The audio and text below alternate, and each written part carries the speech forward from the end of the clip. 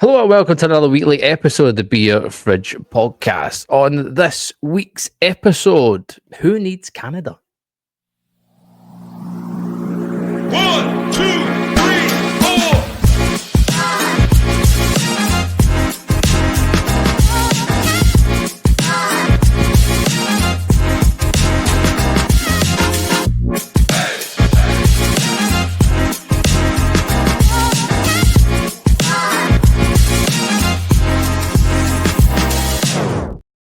Hello and welcome to another weekly episode of the Beer Fridge podcast. Your home, real beer, real breweries, real opinions. As always, whether you listen or watch, make sure you subscribe, hit that ding-a-ling-a-link to be notified of every single episode. You can show your support by giving us a 5-star rating, or you can show your official support and get every single episode early by going to patreon.com/beer fridge podcast. Patreon.com/beer Fridge podcast. Welcome along to episode 377.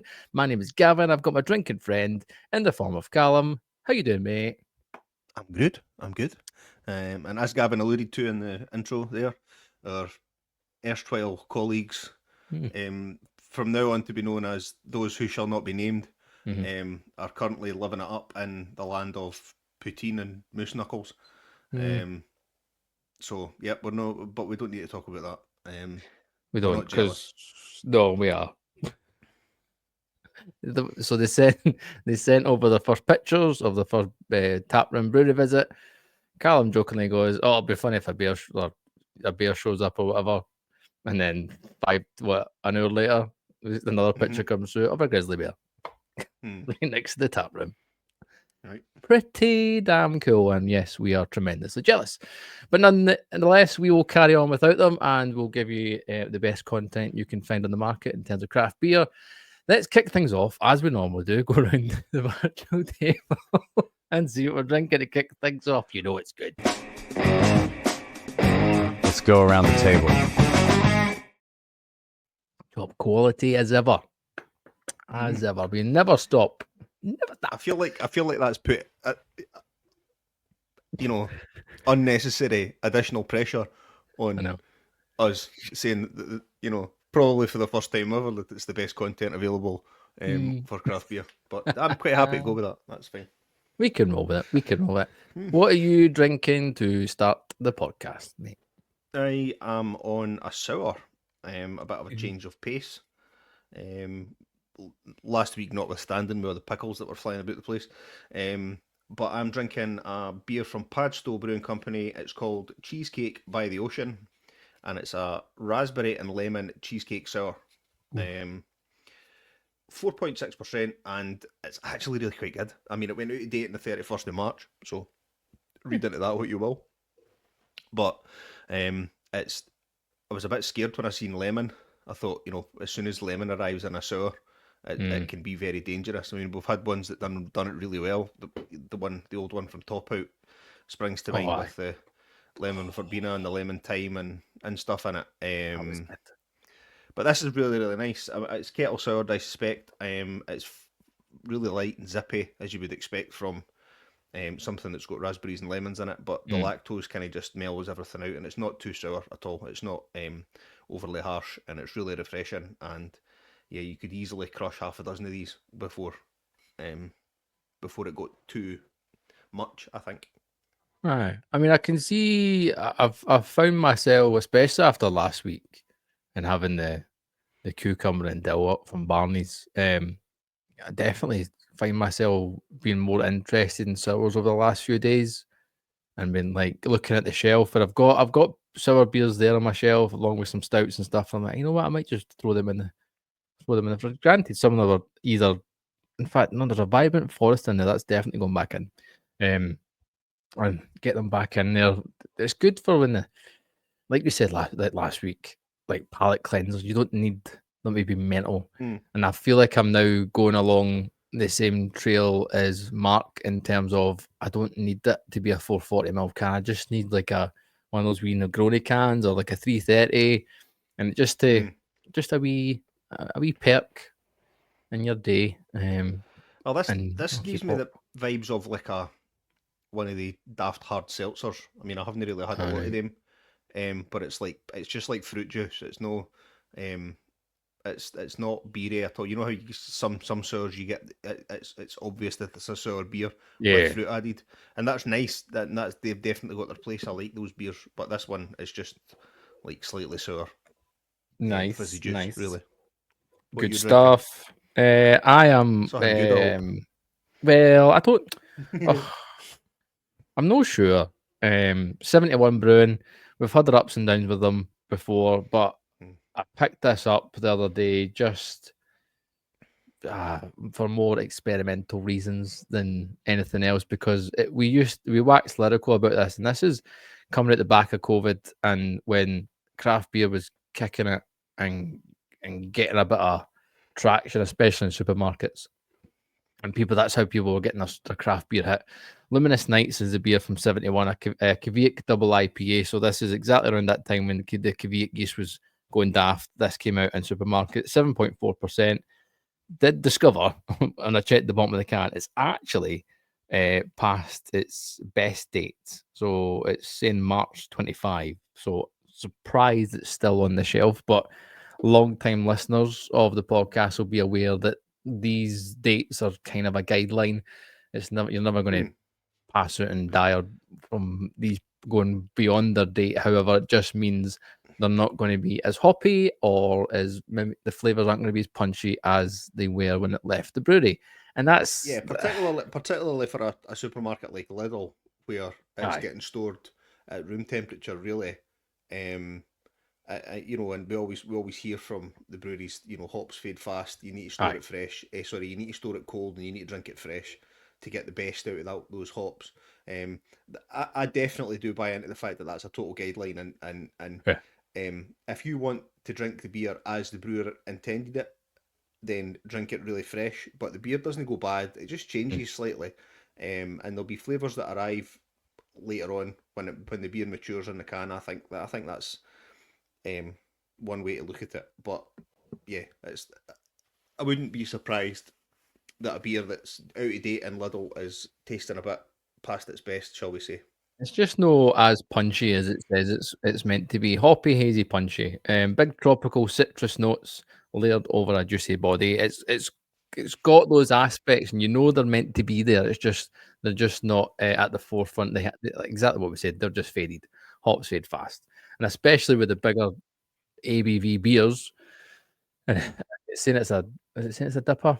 It's saying it's a dipper, but it's 7.4. So we'd question that anyway. But aye, Yeah. it's needs to be Dare I draw your attention to the last week. I just know, over I know. just over a week ago that you were calling a beer the best beer that you've had this year, the best dipper that you've had this year, I and it know. was only 7.2%. So Fully aware. I said just that and I saying, realised that I'd said that last week. But it's fine. It's fine. but it was It's better crazy than what fresh. So I know. It's better than what I was expecting it to be. I picked it up knowing it was going to be awful, or thinking it was going to be awful, I should say. It's £1.89 a can. I was like, bugger it. I picked up two Budvars and I was like, I'll just instead of picking up a third, I was like, fuck it. Let's get a whirl.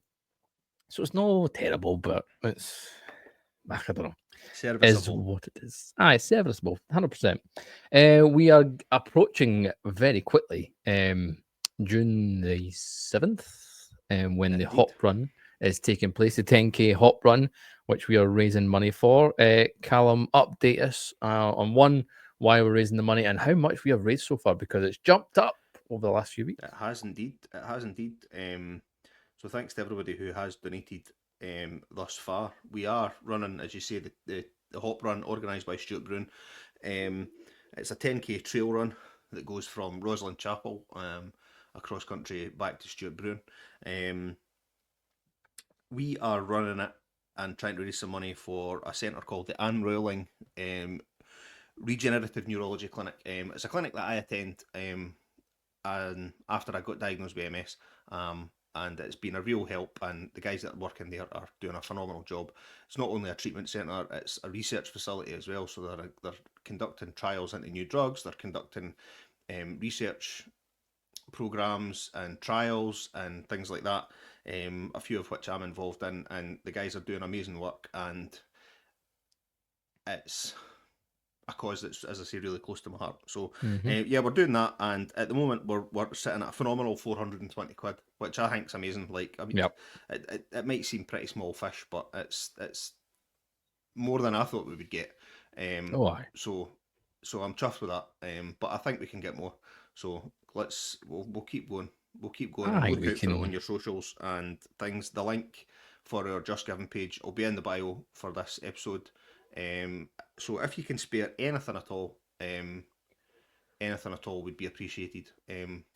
I noticed on the Just Giving that they do a wee sneaky thing, looking for a tip.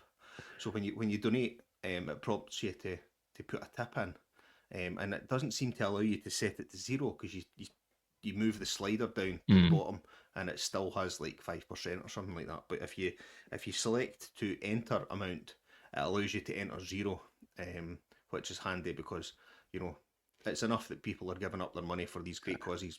We shouldn't really be having to or made to feel like we have to give a tip to Just Giving. So that's the Yeah. way around that.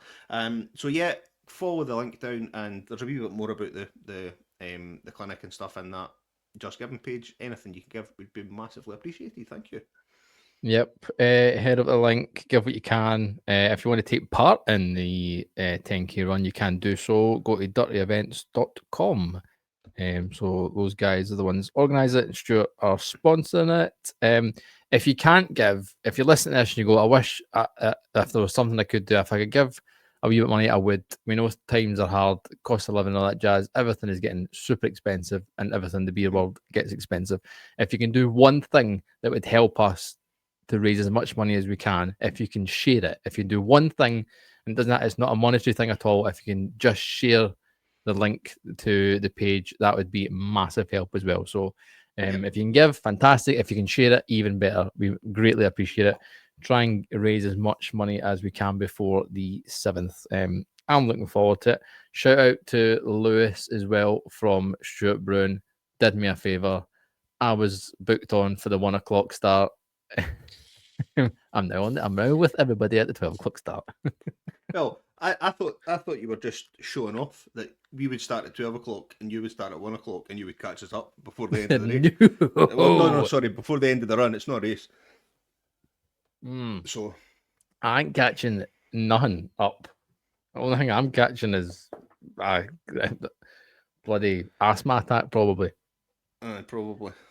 More than likely. That's that. Like Callum said, links in the bio, and if you, it's also on all the social media pages. Have a swatch on there and help us out. Greatly appreciated. Right, let's see what's new in the craft beer world.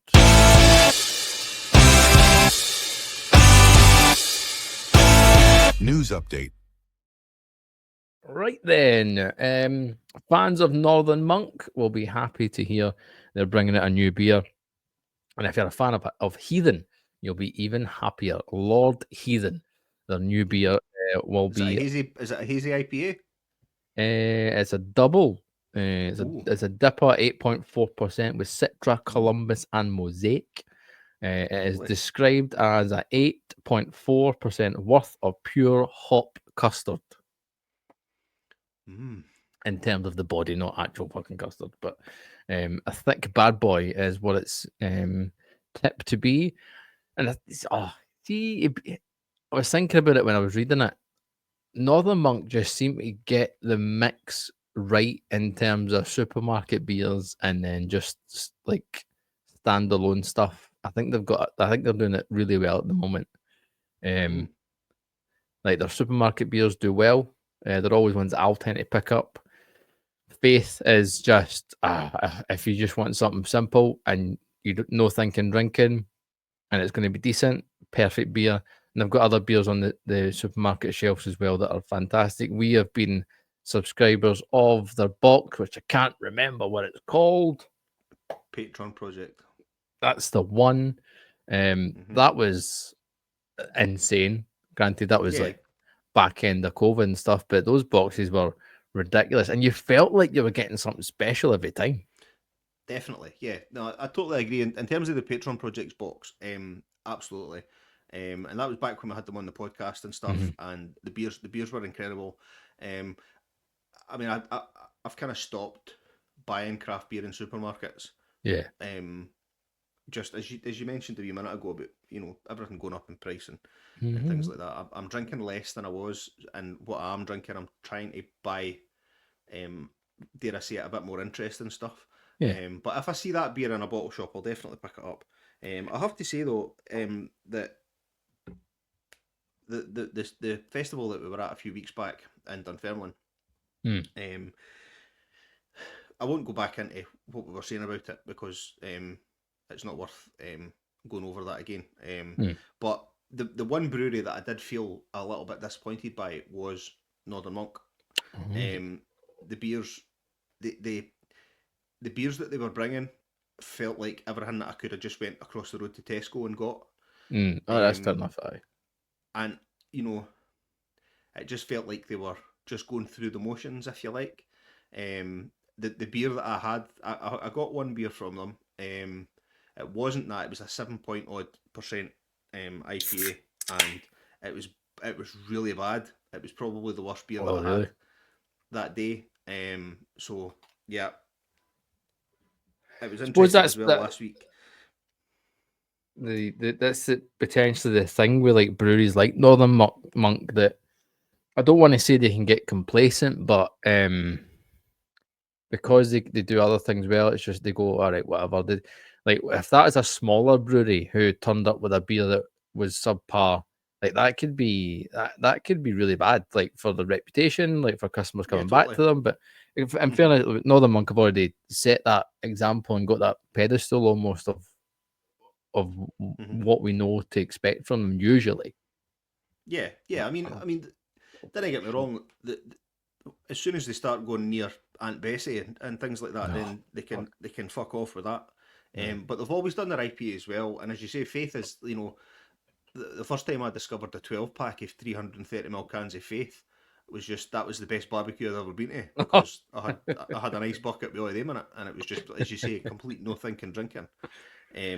But I have to be honest, they're not a brewery that I would go and seek out in a bottle shop. They're not a brewery that I don't think I would order online, unless they were doing like another kind of patrons project style box. Then that would maybe tempt me. I agree with you to a degree. I agree with you in a degree because I've very rarely ordered stuff direct. The only time I have done is for where didn't it go? Is for the Hop City stuff. So I think I got a That Hop was City amazing. That box stuff was brilliant. 2 years ago, or was that last year's box? I can't remember. Might be last year's box actually. And they're doing something similar again for this year. So because Hop City is literally, in fact, it starts tomorrow as we're recording this. Starts tomorrow on the 16th of May. Where is that? In Leeds. The same weekend as Manchester Craft Beer Festival. Yes, Oh, well, that seems like a bit of oversight. but I don't know about you, but that's hard actually. Because Manchester one was brilliant. It was really good, but you've got to remember that we had the weather, we had Oyers together, which doesn't happen that often, and that kind of experience. We had the trips to Cloudwater and Sure Shot and Track as well before we went to the festival. So I mean, it was a great day. Oh, the festival was the cherry on the cake. So yeah, I take my good memories of that more in terms of those things as opposed to the festival itself. I mean, having said that, we had some amazing beers. Spoke about it last week. We had the Postmortem from Barney's. We had the guys from Dark Rev. We had again Track and things like that brought their stuff over. We had great beers for them. Then we had the Belgian. What was that beer that had all the folk were wearing hats and all that? The shit? Schoffer. That's it.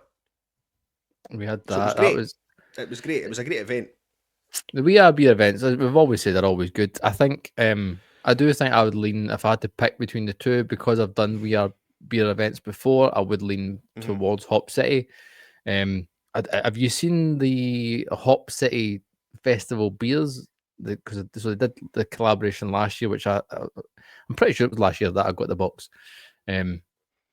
So this year's collection, so you've got Hop City double dry hopped IPA, 6.5%. So indie hops, Rivy, and then Lotrin Brewery or Brewer, excuse me, from America. They've collabed on a DDH. And then you've got Hop City Europe. So you've got who the fuck is that? No, forget that. A Big Dipper at 8%. And then Hop City. Oh no, sorry. That first one was UK. Apologies. And then Hop City USA is Shilling, White Lamp, and something else. A dry hopped Italian Pilsner at 5%, which actually sounds Sounds all right. interesting. Yeah. So I think I would. My feeling is I'd maybe lean towards the old hop. The Hop City Festival sounds a bit more our cup of tea I think so. than the VR beer events. Other news is there's a Beer and Cider by the Sea Festival takes place this weekend. Again, there's just festivals all over this weekend. Hop City, Where is that? In Manchester Birmingham? Craft Beer, Beer and Cider by the Sea Festival taking place this weekend in Eastbourne, of all places. It's a camera event. You're going to have the likes of Firebird, Lakedown, Han, so very local breweries in the Sussex area. But then you're going to also have Thornbridge, Daya, Verdant, New Barnes, Sure Shot, The Kernel, Beak, and many more. Tickets range from £2 to £14, depending on the session. Kids go free on the last session on the Sunday. So if you're in the South Coast and you want to be cheeky little beer festival, head down to Eastbourne because I'm going to go. I'm taking a trip. As much as it's a camera event, I went to their winter or their autumn, whatever the fuck it was, one last year. It was actually not too bad. Oh no, that's what it was. It was the Oktoberfest one. Excuse me. And actually, kind of enjoyed it. Wasn't as bad as I thought it was going to be. The A camera lot of good events are beer. decent. Like it's the same as up here. It's the SEBA. Obviously, we Aye. you know we don't, but it's generally the same type of people that Mm. that go. It is. But we always have a great time. I mean, we've been to two at Ibrox, and we've been to one at Murrayfield. We've been to one down in Bo'ness as well. And it was Oh, all, I mean, it's all cask for the most part. A few keg lines. Yep. And a great time is had by all, really, and it's cheap, and the beer's good.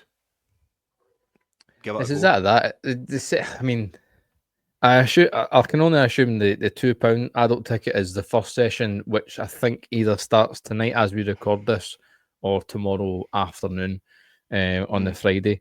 I mean, for that, and even if it is £14, it's not that bad, and you're doing your coupons or whatever they are, your little tickets, buy your tickets, and then you get your beer for there. So I enjoyed it last time. I'll evidently See if you've find not got a myself lot there. of experience with cask beer. It's a great way to try it out and dip the toe in the water. I mean, it's not as intimidating as going into a fucking old man's pub with No. 5 or 6 cask beers, and you feel like you've got to get a pint, and not everybody has got the wherewithal to say, no, I want a taste of that before I buy it, and things like that. So you go up and you pay your £2 odd for a ticket, and then you go in and you as you say, you buy your wee lottery money and hand it over. It's costing you a couple of quid for a half pint. You can try as many beers as you can, and if you don't like them, just ditch it. And it lets you know what cask beer is all about. And you know, a citra hopped cask pale is going to taste completely different to a citra hopped can or keg beer, and it just lets you, you know, see what these hops can do in different formats. The one thing that was good at that one, I went to the Oktoberfest one, they had about 8 kegged beers. So the keg Most of them section, do now. Aye. so there's a couple of Linder units. They had a decent mix. I didn't discover them. I knew of them. A brewery called Route 21, and that are based in Eastbourne, just like guys that are doing it in the garage. and Mm-hmm. they're producing some cracking stuff. So you never know what you find. You can get a really good mix from the Dayers, the Verdants. Like, I mean, Christ, the Kernel table beers coming. So thank you very much. Thornbridge as well. That's the one that fucking Exactly. perked my interest. Jaipur on cask. Oh, fucking come to daddy. Thank you. Indeed, indeed. Also, a potential beer of the year candidate. Not even sampled it yet, but it already sounds like it's going to be one a definite discussion point for all four of us. So we have this was literally released on Instagram about an hour before me and you started recording. I was just finishing up my notes, just jumped on Instagram and make sure there was nothing last minute, and there was Omnipolo and Budvar collaboration, triple Saz Czech lager, 5.2%, double decocted, fermented, cold fermented, and pitched with this is crazy. 130-year-old yeast. I mean, Nice. if you get Omnipolo together and Budvar, and this yeast comes from Budvar, together to do a Czech lager, I think that sounds like it's going to be astonishing. Yeah, it does. It sounds very interesting. When can we buy it? I don't know yet. I didn't get. They were teasing it. They've not given us a date yet. Right. Okay. So stick around on social medias to see when that arrives. I like that Budvar are doing some collabs with like more craftier kind of breweries. That sound because they did one. I want to say they did one with. Oh, who was it? I want to say Thornbridge actually. I could be wrong. I'm sure they've done two previously. So interesting stuff. Anything you want to shout out, mate? Nope. Superb. On the subject of Budvar, and it brings me on nicely to my next point. On the Discord, which listeners you can join in the chat with fellow fridge magnets, and give us your opinions of things and show us what you're drinking over the weekend. Send us snaps and give us your kind of what you think we should be doing, etc. And the discussion over the weekend was very much on Budvar because some of our fridge magnet followers were in Edinburgh getting tank fresh Budvar. It caused me to be jealous to go and buy bottles of Budvar.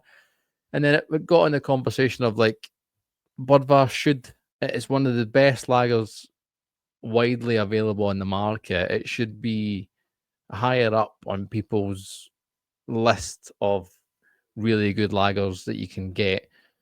And it got me thinking that if Budvar didn't have that Budweiser bit, and I understand why they've got it, it's all about tradition and how they started, and they had it before the Budweiser that everyone knows had.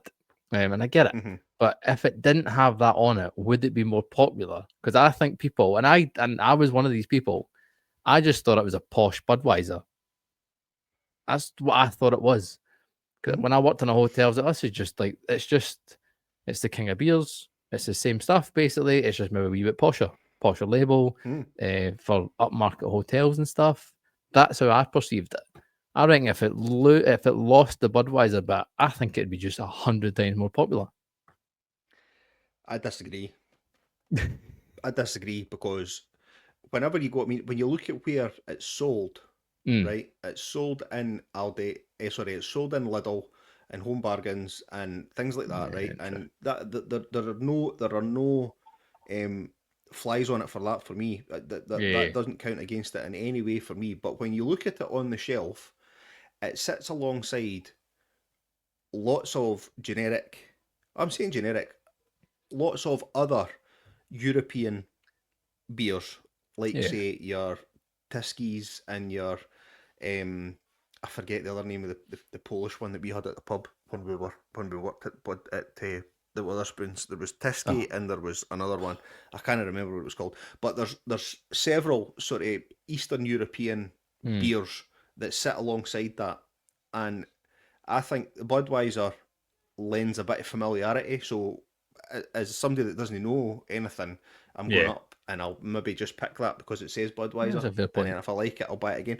But But yeah, I mean, I think if it was more widely publicised how fucking good a beer it is and how good value it is, Yeah. then they would. But I mean, I don't think they need to do anything to increase their No. popularity in the UK. I think that they're one of those breweries where they have they have the advantage of, because they are owned by the state, it doesn't necessarily matter if they turn a profit. They're owned by the state to protect it.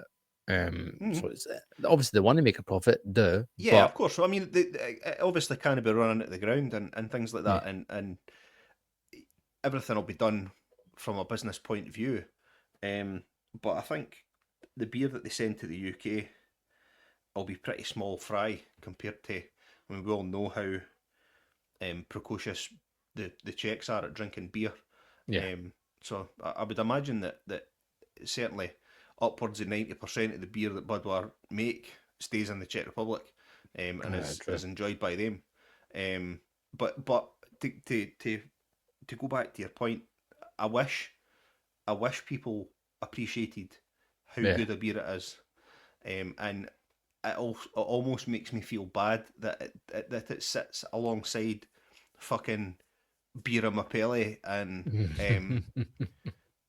Perlenbacher, which is Lidl's generic German lager. You know, it sits Yeah. alongside these beers, and it's like, oh, do you know, if only people knew, and you know, you see people in the supermarket and Lidl and Aldi and things like that buying, you know, Stella, and you just go to fucking, what are you doing? Do you know, Just just put it down.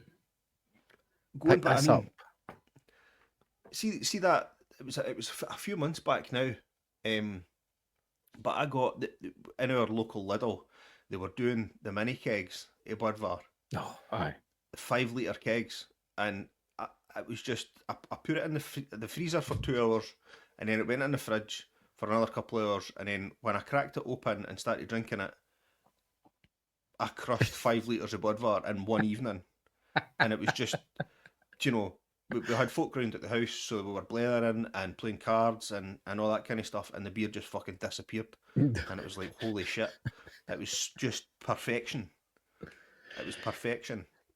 It's maybe one of those things where maybe it is a good thing for people like us that people just don't know. The masses Aye, don't because know. if it got more popular, it'd get more expensive. Aye, exactly. What is good though is that they have been attending over the last few years these craft beer festivals. They've been at the We Are Beer events. They've been at Brew London and stuff. So they've been getting exposure at a beer wankery level, so to speak. Make no mistake, there are craft breweries in the UK that are bigger than Oh, Budvar aye. in terms of production size and Mm-hmm. things like that. Budvar is by no means a macro brewery. Mm-hmm. It is craft. It is done on an artisanal level.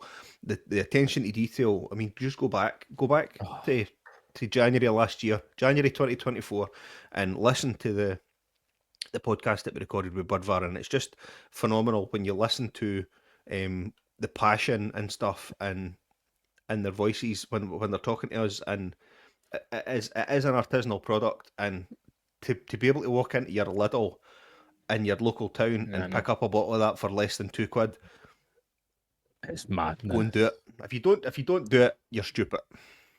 Also, if you do buy it, hard pour it. Hard pour the beer. Yeah, just dump it in the glass. Dump it in. I think we're obviously at an advantage. We've got the proper Budvar glasses there. That, by the way, that glass is like one of my favourites. Easy. But yeah, just dump it in your glass. Dump it in.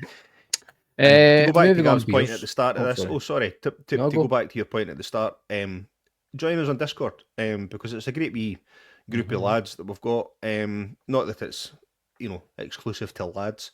It's anybody that's listens to the podcast and enjoys listening to our inane blethering. Join us, talk about the beers. We've had some great conversations, not only about that, but about destinations as well. Yep. Recommendations. So if you're travelling to the UK or you're travelling anywhere really, and you've got thoughts or recommendations about where to get the best beer, come onto our Discord page and ask some questions, and we'll point you in the right direction. Oh, it's good. It's a nice wee community we've got there. We've built there. Good fun. Like Callum said, Link will be in the description and on social medias. What you drinking? You switched over, mate? Yeah, I've went full squish. Full squish? Squish this? Yep. Oh, mother. Oh, is that the other one, though? Or is that the... No. Oh, no, No, this I'm is it. thinking the volcano. It was volcano. Yeah. So Ah. so I am drinking squish, which is the beer that Gavin was nursing a semi over last week. It's Barney's single hop double IPA, Citra. It has Citra T90 on the hot side, and then it's got Spectrum Citra, Citro Lupomax, and Citra T90. Because you forgot your button. There you are. Oh, shit. So Didn't mean that. it goes to show what can be achieved with just one hop. Because it's really, really nice. I mean, it's got a phenomenal body for 7%. Although it doesn't taste alcoholic, it doesn't taste strong. It's got layers of citrus flavour. It's not just one dimensional. It's not just lemons or whatever you would maybe expect from one hop. So obviously all these different variations of Citra maybe add something slightly different. But yeah, citrus for days and days and days. But it's not acrid. It's not pithy. It's really it's got a lovely sweetness. I think the bit that when I was saying it's one of the best dippers I've had, maybe the bit I was missing to say it's single hop wise, like just insane. So good for a single hop dipper. It's so good. And like you said, like it's what is it 7.2, and it drinks like 4 at best. It feels light and fluffy, It's but at the very same quaffable. time, oh man, just such And you mentioned the volcano as well, because I got 2 cans of that when I ordered some pickle and other things when Ali was on the podcast, and I got 2 cans of the Sabro and what's the other one? Sugar. That's fucking. Hold on. Anyway, I'll it's find on my pictures, but we'll find it. It's basically a differently hopped version of their Cornerstone IPA, which is Volcano. So they brew the Volcano as they would normally, and just the hop additions are different. And as I say, it's got Sabro and it's 2 words. This It is 2 words. I'm having to dive into their shop. Sriracha Ace. There it is. That's the one. Sriracha Ace. I had it the other night, and it's really, really nice. It's just a different take on a great beer. So you're starting with a great beer, and you're just changing it ever so slightly. So, and I'm happy to report that they haven't made it worse. They've made it just as good as the original. It's just different. It's coconuts and citrus and it's just proper tropical island vibes. It's really, really nice. See, for me, like with Barney's beer, like they're a really good example of a brewery that just stay in your pocket. Like you don't need to be rushing to expand and to go mad with things. Like just know what you're good at and keep doing what you're doing. Like they said, they've got that, and Ali said it.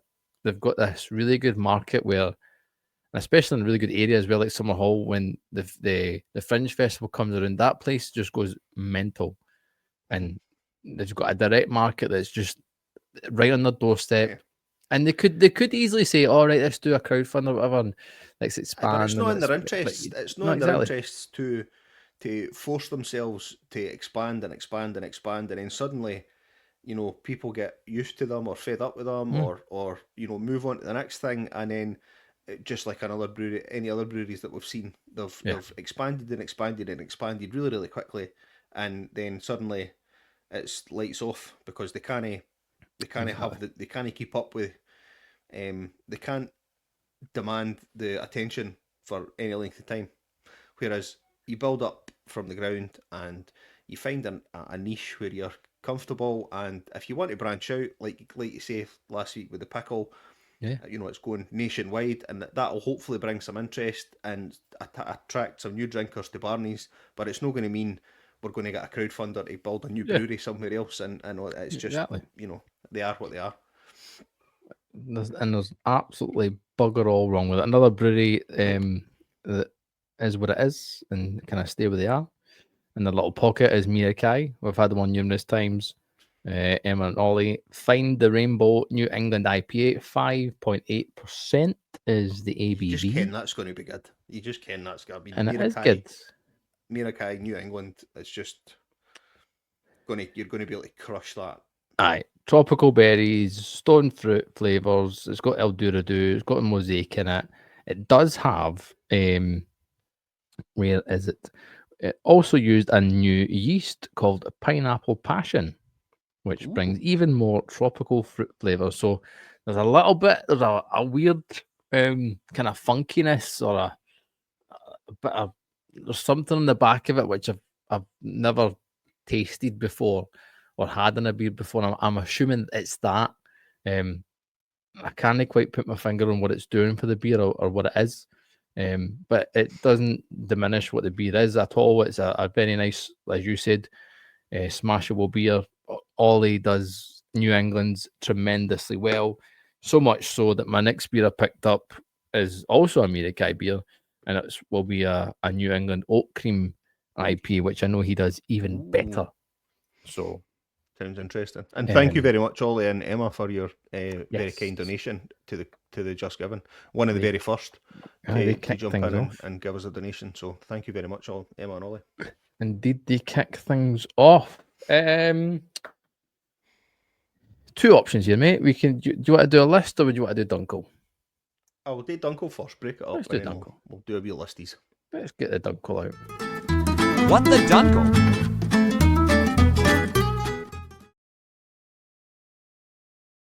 Keep forgetting to delete that, mate. Fucking terrible, that one.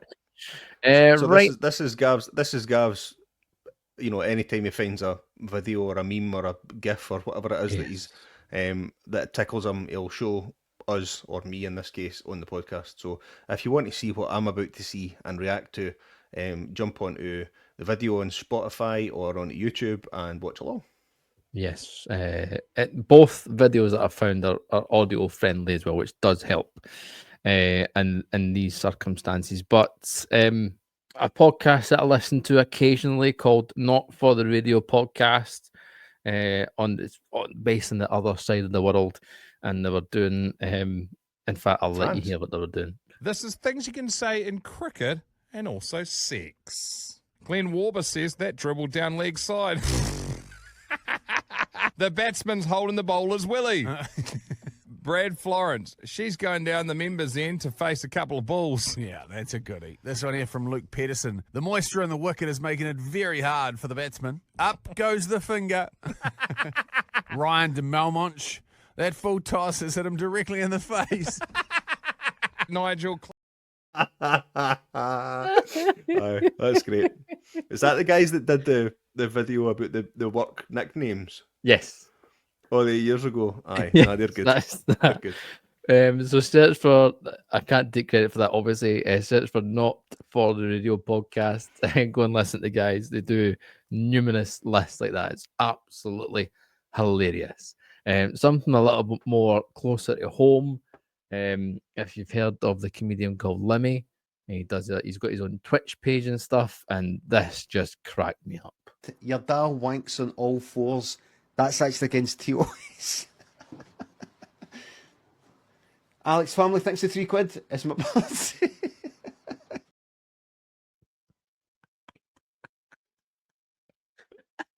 I'll confess, I didn't hear that's actually against what? Oh, hold on. It's the first bit, right at the start. Your dad wanks on all fours. That's actually against TOS.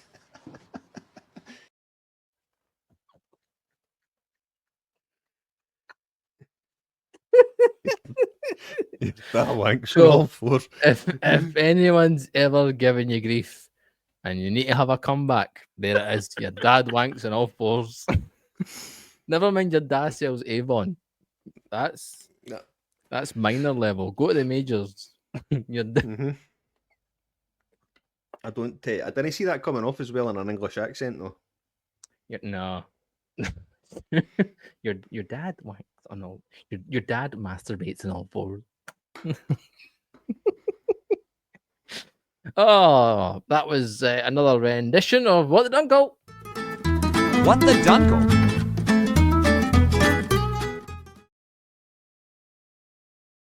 Oh my goodness, too funny, too funny. Still, still finding it hard. In fact, I need to. I'll play it again because it is Oh, potentially Christ, here we go. my favourite, and I don't know if anything's going to beat it. Right, look at this, right. You wouldn't believe, I've just had a man at my door. Where is he? Right? He must be, he's offering people, right, bags of Monster Munch and tins of Iron Brew if you fucking toss him off. Alright? Now, he's just walked down there. Right? So, just watch what he's doing like. Just too funny. Too funny. I don't think anyone's going to beat it. It's going to take something very, very special to beat that one. I've seen different incarnations of that one. There Okay. was one. There was one with an old woman, and it was she was like in her 60s, and it was a guy offering out bottles of wine if you let him plough you Aye. or something like that, and she points with the bottle of wine. Again, that's old granny. Good stuff. Good stuff. Right then, back onto beer matters. We Are Beer. I've mentioned a few times already on the podcast, but We Are Beer every year release their list of top 50 beers, which is people can vote for it.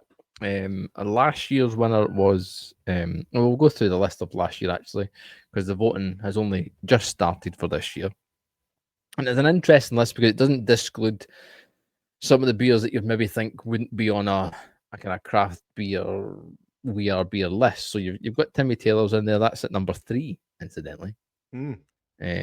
Steady Rolling Man was number 1. Lost and Grounded Killer Pills was number 2. That I found I didn't agree with that at all. Of Camden Hells was 4. Ansbach and Hobday was 5. What was that with the London Black, sorry. London Black? Brewdog Hazy Jane 6. And then you get into the stuff where you go, all right, okay, I know exactly. Verdant Light Bulb at 7. Okay, fair enough. Like, it's no maybe the Verdant you thought would be up there, but it's probably their go-to. Is it a double? Is it a double? No, Light Bulb's like 3%, 3.8% or something like that. I'm sure it is. We had it on cask on. We had it in cask. I saw we did. So it must be there. It must be there. 5 points. Beer called Best is at 8. Jaipur from Thornbridge is 9, and then Track Sonoma is 10. Sonoma at 10 just shouldn't be at 10. No, but the thing is though, as soon as you open up to a public vote and allow anything to go in, people are just going to vote for the things that they drink all the time, and you know that's when you find beers that are incredibly popular, that go up, and yeah, that's not to say that Steady Rolling Man isn't incredibly popular. It's an absolute stalwart, and it's a phenomenal beer. Aye, but you know the people who are going into a supermarket and picking up a 10-pack of Hazy Jane, because that's the best beer that they've ever drank, and it's their favourite beer. I'm not gonna decry anybody for thinking that Hazy Jane's their favourite beer. I would love to buy half a dozen other beers that are a similar style and get them to try them and try and broaden their horizons. But in terms of availability, in terms of price point, in terms of taste, it's that there's a reason why it's so popular. Whether or not we like Brewdog, if you were to pour a glass of Hazy Jane and serve it to me blind, I wouldn't be able to tell you it was Hazy Jane, and I'm confident that I would enjoy it and I would drink it. I think that's the thing, isn't it? It's just for us, like we know we know the story, we know the situation, we know what's happened there. We've covered it, we've spoken about it numerous times. So we've got that background and etched in our head before we even pick up a Brewdog beer. And the thing is, they're not going anywhere. They're here for the vast future. They're not going to be disappearing anytime soon. There has been an odd occasion where I'm stuck and I've had to have a Brewdog beer, and it just is what it is. But Well, I was in the Brewdog. list, I was in Brewdog on Monday, and I Yeah. had a pint of Jet Black Heart on aye. on keg, and it was brilliant. It was really nice. It was a really nice pint. But the problem, the thing that always makes me sad about Hazy Jane is that I remember as it's saying. with absolute fondness going in and getting pints of 7.2% Hazy Jane. I mean, it wasn't a double. It was just IPA, and it was phenomenal. It was amazing, and to dial that back and still call it Hazy Jane is just it just grates on me ever so slightly. But that's just me. Aye. No, but I think that's the thing. I can't testify to that as well, because anytime we went in that Brewdog bar in Edinburgh, I was like, just give me a lager. I was like, I'm not touching any of that stuff Yeah, with it was taste. What's this? Pre-craft beer for everybody. It was Aye. pre-craft beer for everybody, but it was still that's how good it was. It was, you know, but that is why, and that this is a reason. If any other reasons were needed, that the only craft beer awards that actually matter, that actually take into account style and things like that, are the fridges. So you're just going to need to sit on it until Indeed. December, until we tell you what good beers are, basically. Well, exactly. Oh, you've put me in. I wasn't going to talk about this, but I'll talk about it. You've led me down this path. So the one thing that's really annoyed me over the last month or two is these people on social media who do the beer reviews. And granted, there's a lot of them that do it very well. The 1 minute beer review guy, he's really good. And there's other people on TikTok and stuff that do it. But if you tell me that every single beer that you drink on social media and every single one that you get sent, and you're saying that every single one is good, I do not fucking believe you. If you're telling me that Badger Brewing's tropical pale ale that you can get off Tesco is bursting with tropical fruits and tastes amazing, bullshit. Do not believe you. Don't fucking believe you. I think, and I'm not saying everyone's taste is different, everyone's palate is different. I get that, and I'm like, okay, fair enough. I need to be. Everyone can be subjective and have their own opinion of things, but this is where I think that we're almost rebels in this whole social media world of craft beer and craft beer broadcasting, as much as it makes us cringe because we don't believe people listen to this. But we just like to see it how it is, and I'm not quite sure everyone likes it because we just say what it is. But I prefer us to do that. I prefer us to doing it. Fuck guy. We are never going to stop. But yeah, I totally agree. And you know, don't get me wrong.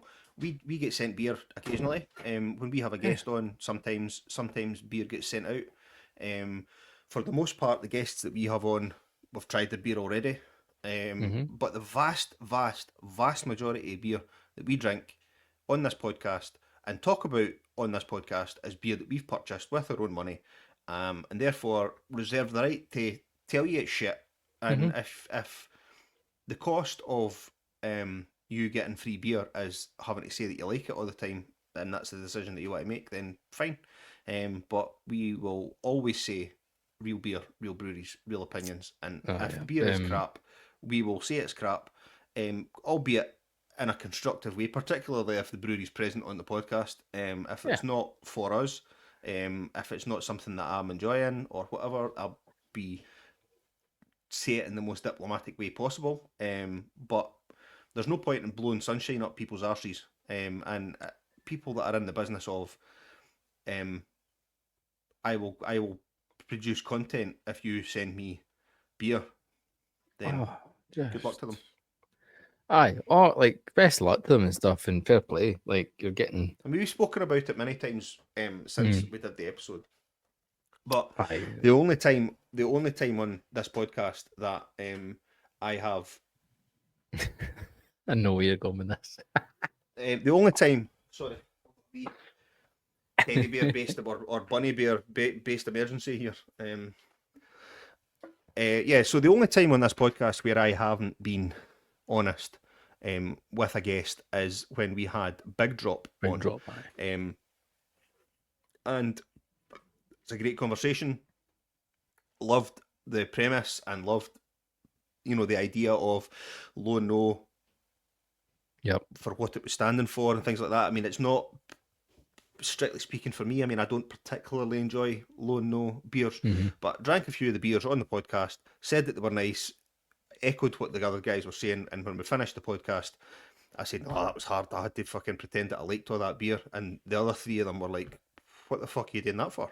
Yeah, just tell it. The whole point is be honest, and from then on, I've been honest, and we've just been incredibly lucky that every time we've had a guest on, there hasn't really been a beer that I've disliked so much that I couldn't at least pick positive points out of.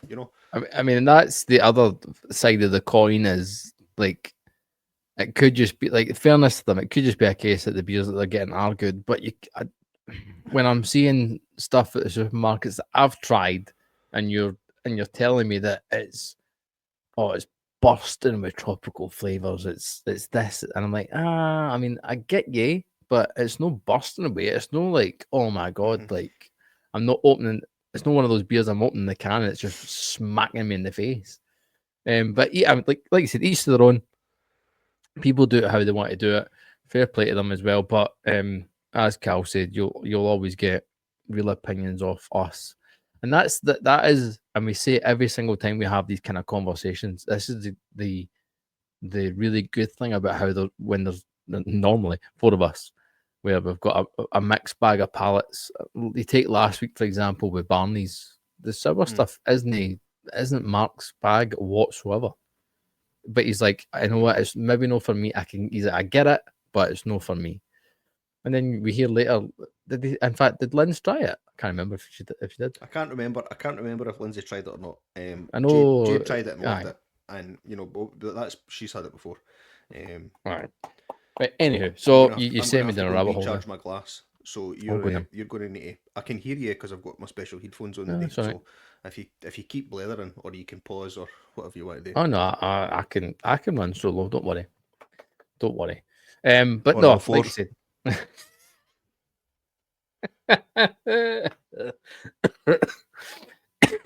Go get things back, you mother. Getting things back to that list that we mentioned from We Are Beer. The 25 list is being pulled together as we speak on all fours, and you can go and vote. You can go to the We Are Beer social media page. There's a link at the top, and you can vote for your favorite beers. Some of the beers out of the top 10 that were interesting as well, that stood out for me, that I thought like should be maybe a wee bit higher. I mean, I look at number 16, a brewery that's very close to me, within a 30-40 mile radius, and would normally be within. So we're hopefully doing a £10 challenge next week, which we'll discuss in further in a second, the parameters of the rules on that. But Beak Parade was at 16. That's just with the other beers that are on that list, for me, that should be definitely higher. Beak Parade is ridiculous. It's one of the best core beers any brewery does. So that should be higher. Putty was at 31. Was it? Oh, I was going to say, was it one beer per brewery? No, not at all. Obviously not. Because you had, is that obviously not? There was also there was another Brewdog in there as well. And then it got me a wee bit sad because I was like, okay, looking through this, like, okay, where's like, I've mentioned Brewdog, so this answers that question slightly, but where is the Scottish contingent here within this 50? Yes, Brewdog's there, but I'm not counting it. And then I had to go all the way down to 42 of the top 50 list, where you can find New Barn's Pale Ale. Not even like any other like maybe better beers, but New Barnes What about Pale was there. Kernel? They were on the list. I couldn't tell you where because it's one I didn't write down. So there you go. They were there. That but- that far up that doesn't bear mentioning. But we know how good the beer is up this neck of the woods. Aye. And it's just the beers that are produced in maybe Overtone and New Barnes and Pilot, Campervan and Stewart and Brewtown and things like that, and Fine Ales, they will stand up against any brewery south of the border. And that's just a company, somebody sitting in an office in London that's procuring a list and sending it out to people that are majority of the people that are drinking beer that are down south. It's just another reason why you need to listen to the Fridgies. Well, that as well, and let's be fair, the Scottish breweries that could be and should be in that list are at a massive disadvantage because there is no longer a We Are beer festival within Scotland. The Edinburgh one's gone. They moved it to Glasgow. That lasted 2 years, and then that's gone. And then so that's been substituted with these other events that have came in, Big Swally, Gravity, which are kicking about, which in fairness to them are fantastic festivals. So I mean, but that's not going to land in the inbox of the We Are Beer festival goers. That's not going to land in the inbox of the people that used to go to the festivals. Unless you're totally across craft beer and things like that, you're not necessarily going to be up on the other festivals that are available to you, and how good they are and how accessible they are. well, here's a question then. What do you think the ratio is then for these We Are Beer events where it's craft beer enthusiasts to just your average Joe that just wants a night out and a beer festival? Because there's a bit of me that's thinking that there's maybe 30%, 40% of craft beer enthusiasts, and the rest is just there for a good time. I think it's So? higher than that. I think it's higher than that. I think it, maybe the other way around. I think probably 25-30% of the people that are there aren't really up on craft beer. They've maybe got a friend or a couple of friends that are going and they're tagging along. My mind goes to like say Fisher, when he came to Manchester with us. I mean, Wack's a big craft beer drinker, but I don't know how much he follows things on socials and all that kind of stuff. But yeah, I mean that was about the day out with us and the night out with us for Fisher, as opposed to going and tasting craft beer. True that. Well, if you want to contribute to that list, like I said, you can do. Just go to the We Are Beer social media page. They're all the information, and what you need to do is there. It's all there. And you want to shout about your next beer? Because I've got nothing else written down, mate. I could have. I've moved on to Volcano, the standard Volcano. It's very good, very nice. It's just as good in can and nice and fresh as it was on tap in the Red Squirrel when we had it last week. Very good, very nice. Or we mentioned about supermarket beers earlier on. There's a beer called Coney. Coney from Brew York. Of all breweries, which doesn't really fill me with much fucking confidence, but they are putting a session IPA into the Asda shelves. That is imminent. So it's one that I've seen that piqued my interest because it has all the marketing of it should be a Westie, but it's no, which is a shame. Well, you don't know that it's not. Well, that's very true. Very, very true. Very, very true. Very, very true. Just my heart sinks a wee bit when I see the word session in West Coast in the same sentence. It's just like, nope. it should be 6% or higher, really, for me, because I think personally the Magic Tree bitterness, I can only take it when it's beefed up with that really big, Mhm. malty Do we body. think for the boys over in old Canada that 60 IBUs was sufficient? I was a bit disappointed with 60.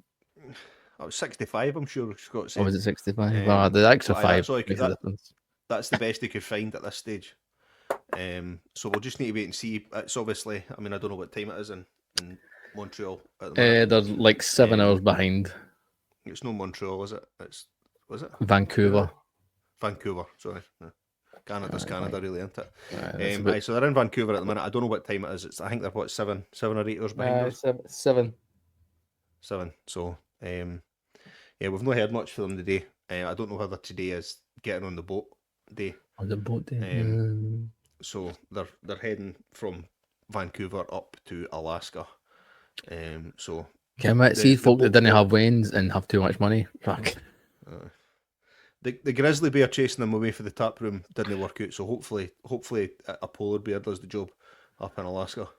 You know what, can Cal? live in You know what, Cal? See when they two come back, me and you will just go back down to Cornwall and we'll just camp out at Verdant. How about that? Actually, fuck them. Aye. Aye. So yeah. So we've got some nice Alaskan updates coming our way soon. Followed by a few days in Seattle. I believe at the end of their tour. So yeah, cunts. We're not jealous at all. Like Cal said at the very, very start, get onto the Just Giving page. We're at 420 quid. We want to make that as much as we can before the hop run on June 7th. So if you can give, please do so. If you can't, it's not a problem. If you can do us one favor, and that is just share it. That would make a massive difference and really help, and we'd really appreciate it. You can show your support by giving us a 5-star rating. You can also show your official support by going to patreon.com/Beer Fridge Podcast. You can get a 7-day free trial and you can sign up for as little as £1.50. And you get every single episode early, about 5-7 days early before anybody else, and fully unedited. Cunt. Who are we kidding? We didn't cut the cunts out of this podcast. That is staying it. Patreon.com/Beer Fridge Podcast. That was brilliant. For myself, Gavin, and Callum. Until next time, cheerio. Good loot. 1, 2,